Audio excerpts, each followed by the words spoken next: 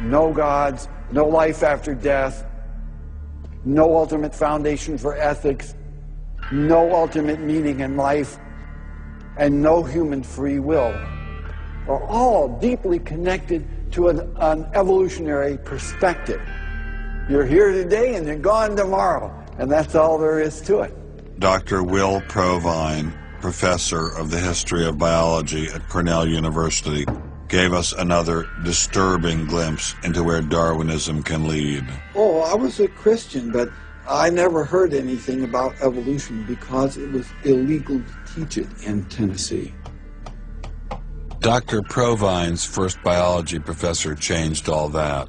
He started talking about evolution as if it had no design in it whatsoever.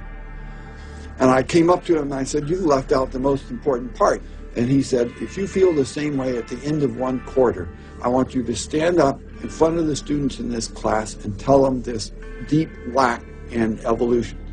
And I read that book so carefully, I could find no sign of there being any design whatsoever in evolution. And I immediately began to doubt the existence of a deity. But it starts by giving up an active deity. Then it gives up the hope that there's any life after death. When you give those two up, the rest of it follows fairly easily.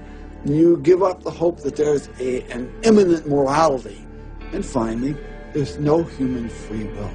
If you believe in evolution, you can't hope for there being any free will.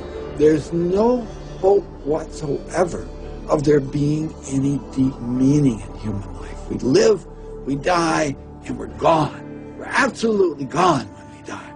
Dr. Provine is no stranger to the prospect of death.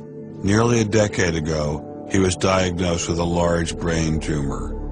Let's suppose my tumor comes back, as it almost certainly will.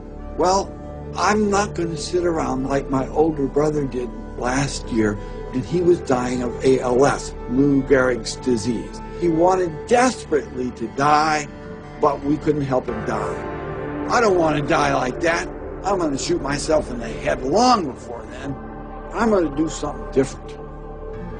I hope these are empty words for my friend, Dr. Provine, because shortly after this interview was recorded, he learned his brain tumor had returned.